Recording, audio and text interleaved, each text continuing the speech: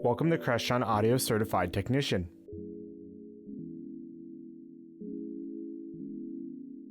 The primary determinant of any sound system is the size of the sound field. The size of the room determines how much air must be moved to create what is known as a sound field. Its construction also determines how sound will behave in this room.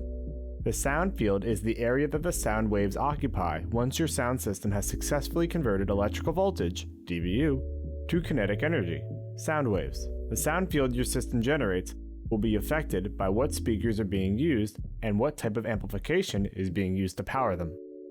Audio amplifiers take an input signal in dBu and use the supplied AC current to the unit to convert that voltage into wattage or constant voltage to drive speakers. Speaker systems come in two designations: low impedance and constant voltage. Low impedance is also referred to by its resistance, commonly 8 ohms, referencing the resistance load of the terminated signal chain. Constant voltage refers to the fact that the voltage does not waver to match the impedance on the load on the amplifier, but the amp puts out the same voltage no matter how high the load is. More speakers means a higher load or impedance. When looking at speaker impedance, there is an inverse relationship between the resistance load and the number of ohms. As the load goes down in a factor of 2, the load doubles. In other words, for half the ohms you get twice the impedance. Speakers and amplifiers technically have two ratings.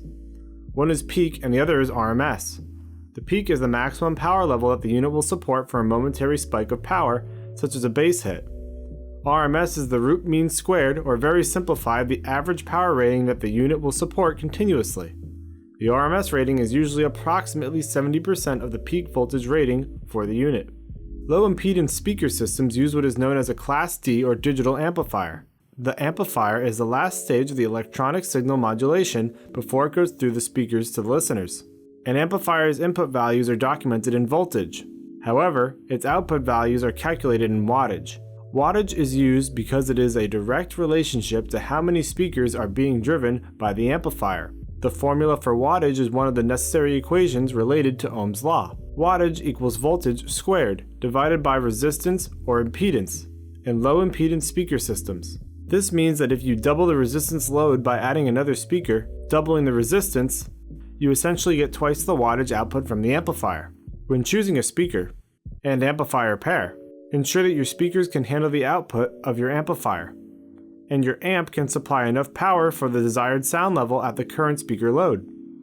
Manufacturer documentation will let you know the power output for given amplifiers and speakers at specific impedance ratings. Low impedance speakers will also have their power rating noted in their documentation. The other type of speaker system is a constant voltage system. A constant voltage is exactly what it says it is. The amplifiers for constant voltage systems are outputting a constant 70 volts in the US or 100 volts in Europe. The hard rule for constant voltage systems is the number of speakers does not matter as long as the total power allotment in wattage of the amplifier is not exceeded. So you don't have to worry about the size of the wire to produce power at the speaker. However, you must worry about not exceeding the total power allotment in the wattage of the amplifier. This allows each speaker to be configured to provide the necessary power for its coverage area. Your speaker will output a given level of sound, which is classified in dB sound pressure level. dB SPL is what the listeners in the sound field hear. The rule for figuring out how much sound pressure a field will require is based on a rating that you will get from the speaker's manufacturer documentation. A base SPL reference that 1 watt of power at 1 meter of distance between speaker and listener is the base for figuring out how many dB of SPL you will get. The inverse square formula is used to figure out the SPL levels in a given sound field. The inverse square formula states that for every double in distance, you will lose 6 dB of SPL, and for every halving of distance from the speaker to listener, you will gain 6 dB of SPL. The other relevant formula that we rely on is that for every doubling of power in wattage, the sound field nets an extra 3 dB of SPL. Knowing these two formulas, we can do some math to help us decide how powerful the system needs to be to fill in the room's dimensions.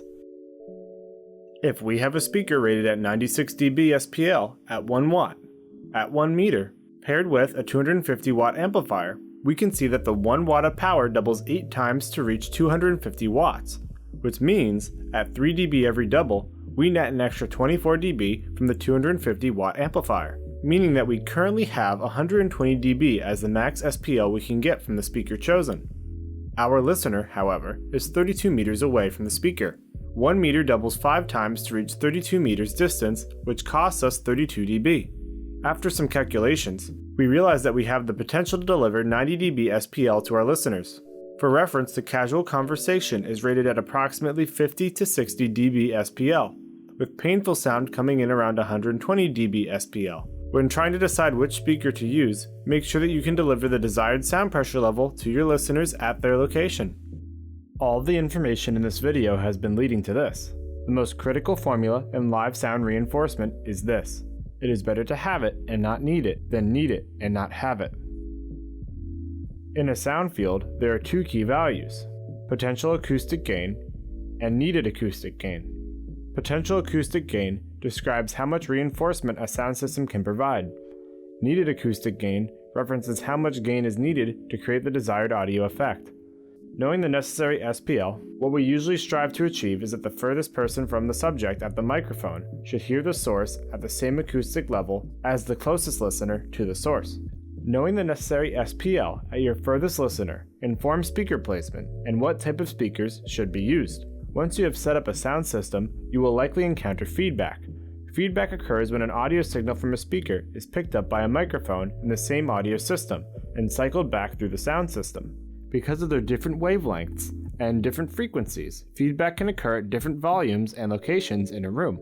Feedback frequencies are determined by 3 key factors: the frequency response of the microphone, the frequency response of the sound system at the microphone's position, and the reflective surfaces near the microphone. Any sound system that has a loudspeaker and a microphone in the same acoustic space has the potential to produce feedback.